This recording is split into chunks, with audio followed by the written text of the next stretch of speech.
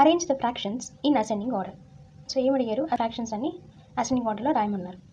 జనరల్గా మనం ఏం చేస్తాము, ఏదో డివిజన్ చేస్తాం, ఆ డినామినేటర్స్కి ఎల్సిఎం ఫైండ్ అవుట్ చేసి ఈచ్ అండ్ ఎవ్రీ ఫ్రాక్షన్తో మల్టిప్లికేషన్ చేసి డినామినేటర్స్ అన్ని ఈక్వల్ చేసి దాని తర్వాత న్యూమరేటర్స్ని కంపేర్ చేస్తాం. అలా కంపేర్ చేసి అసెండింగ్ ఆర్డర్ రాస్తాం. But it is a very big process, time waste process. అందుకే let me show a super mind trick.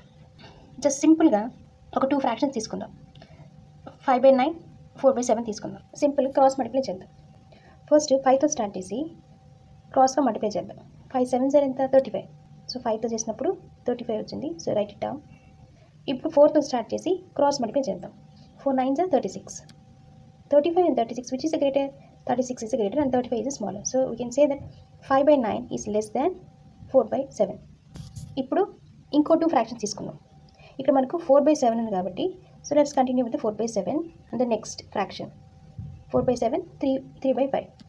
సింపుల్గా ఏం చేద్దాం, 4తో స్టార్ట్ చేసి క్రాస్గా మల్టిప్లై చేద్దాం. 4 5s are 20. ఇప్పుడు 3తో స్టార్ట్ చేసి క్రాస్గా మల్టిప్లై చేద్దాం. 3 7s are 21. సో ఈ రెండింటిలో 20 is the smallest number. That means 4/7 is less than 3/5. So already మనకు 5/9 is less than 4/7 ఉంది.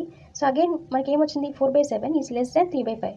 సో ఈ రెండింటిని క్లబ్ చేసి రాయాలంటే ఎలా రాస్తాము, 4/7 is less than 3/5గా రాయొచ్చు.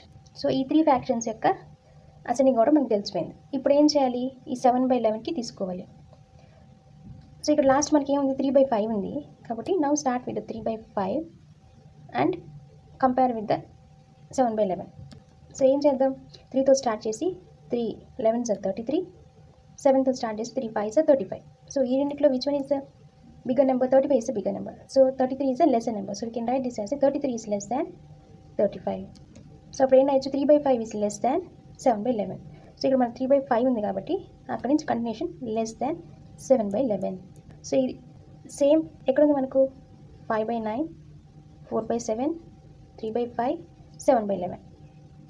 So ascending order means smaller number to larger number. So that means option B is the correct one.